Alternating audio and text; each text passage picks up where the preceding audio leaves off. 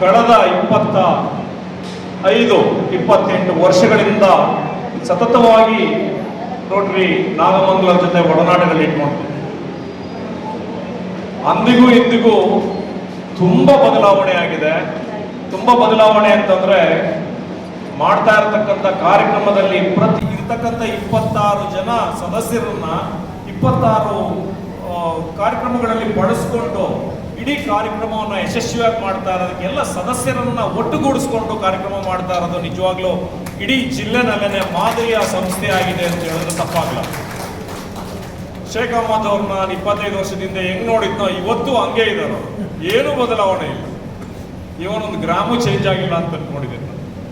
So ಹಾಗಾಗಿ ನೀವು ಮಾಡ್ತಾ ಇರತಕ್ಕಂಥ ಸಮಾಜಮುಖಿ ಸೇವೆ,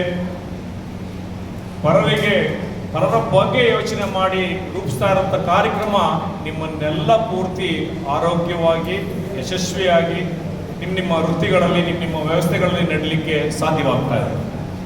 ನಿಜವಾಗ್ಲೂ ಈ ಒಂದು ಸಂಸ್ಥೆಯ ಪದಗ್ರಹಣ ಮಾಡಲಿಕ್ಕೆ ನನ್ನನ್ನು ವಿಜಯ್ ಕುಮಾರ್ ಅವರು ಕೇಳಿದಾಗ ಎಸ್ ನಾಗಮಂಗಲ ತನಕ ಹೋಗ್ಬೇಕಾ ಅಂತ ಅನಿಸ್ತು. ಇಲ್ಲ, ನಾನು ಆಗಲೇ 2-3 ವರ್ಷ ಆಯಿತು ಡಿಸ್ಟಿಕ್ ಬೈಫರ್ಗೇಷನ್ ಆದಮೇಲೆ ನಾನು ಬಂದಿರಲಿಲ್ಲ, ಇದೇ ಮೊದಲು.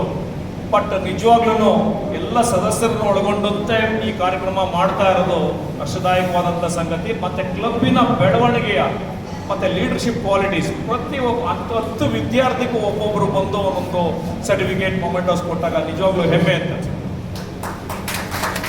ಇಲ್ಲಿ ನನಗೆ ಕೊರತೆ ಕಾಣ್ತಾ ಇರೋದು ಒಂದೇ, 48 ವರ್ಷಗಳಲ್ಲಿ 26 ಜನ ಸದಸ್ಯರು ಮಾತ್ರ ಯಾಕಿದ್ದಾರೆ? ನಾಗಮಂಗಲದ ಜನಸಂಖ್ಯೆ ಕಮ್ಮಿ ಅಂದ್ರೂ 2.5 ಲಕ್ಷ ಇಲ್ಲ 3 ಲಕ್ಷ ದಾಟಿದೆ ನಾಗಮಂಗಲ ತಾಲೂಕಿನ ಜನಸಂಖ್ಯೆ. ಅಂದ್ರೆ 26 ಜನ ಸಮಾನ ಮನಸ್ಕರರು